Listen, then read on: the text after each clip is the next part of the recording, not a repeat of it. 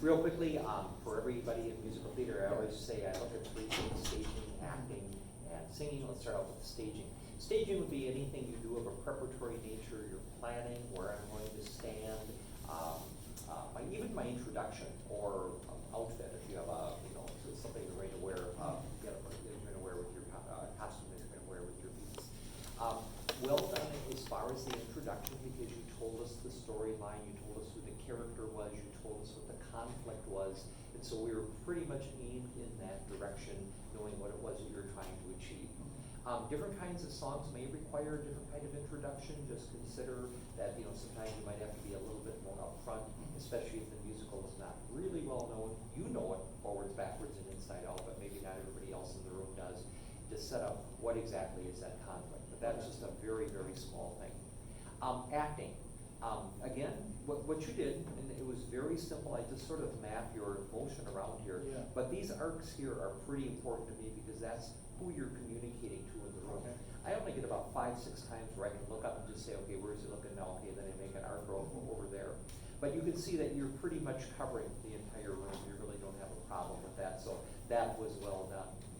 When you opened your mouth, it was one of those wow moments. The tone is just great. I love the sound that you have. It's a very clear and healthy sound, very, very good for the theater. And obviously, I know you would get mic'd in a musical, but you're probably one of those guys that doesn't need to get mic'd in a musical because you could be heard. Very impressive when you went into that upper range note here at measure 26, getting the right song. That'll even be better.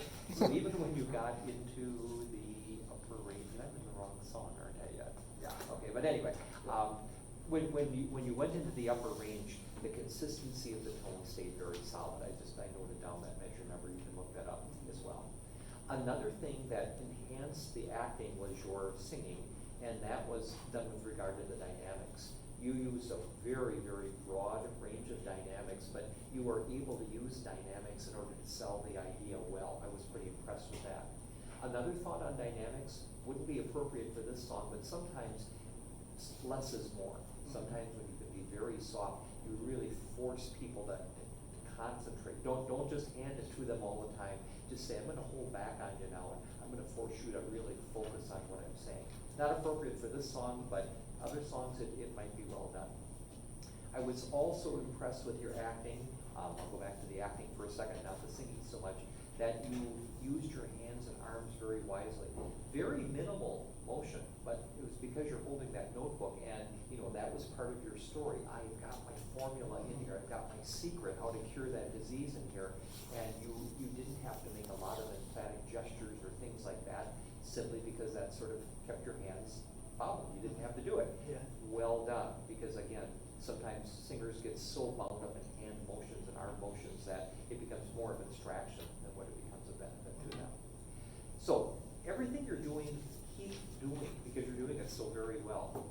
Thank you for making my day. I liked it.